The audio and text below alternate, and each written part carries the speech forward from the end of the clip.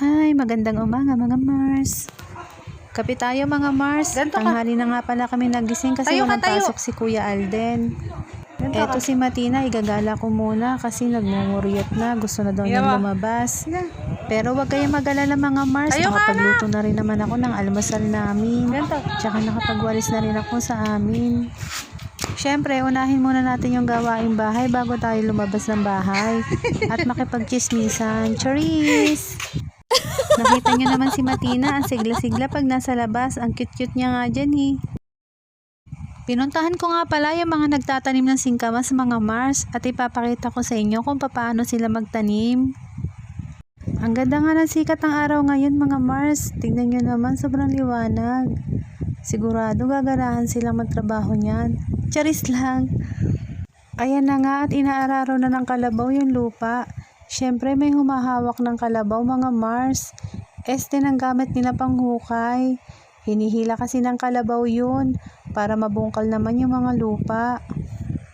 Ayan nga, dumating na yung rest pack ng isang kalabaw kanina. Mag-isa lang kasi siyang naguhukay. Nagpapa-shoutout nga pala dyan si Kuya Buboy. Shoutout sa'yo Kuya Buboy. Tawag ka na nga pala sa barangay. Mag-duty ka na daw. Cheers! Ito pa mga Mars, may nagpapa-shoutout din dito. Si Kuya Maiko at yung pinsan niya. Shoutout sa inyong dalawa. Pag nag-ani kayo ng singkamas, huwag niyo akong kalimutan. Cheers! After nga pala bungkalin ng lupa mga Mars ng kalabaw, itatatakan na yan. Lalagyan niya ng butas mga Mars. Ayan, katulad ng ganyan. Para malagyan ng tanim. At yung mga nagtatanim mga Mars, iuhulog nila yung mga buto dyan sa butas. Tapos tatakpan naman ang kasunod nila. O diba? Tapos na, ganun lang yun mga Mars. Akala nyo madali lang no mga Mars, pero masakit yan sa likod pag nagtatanim. At masakit din naman yung mga kamay nila pag naghahawak sila ng mga kahoy. Pantakip ng tanim at saka ng pantatak. Eto nga pala yung buto ng singkamas mga Mars. Yan yung ginagamit nila pantanim dyan. Nilalagyan nga pala yan ng buhangin para daw hindi magdikit-dikit pag tinatanim nila.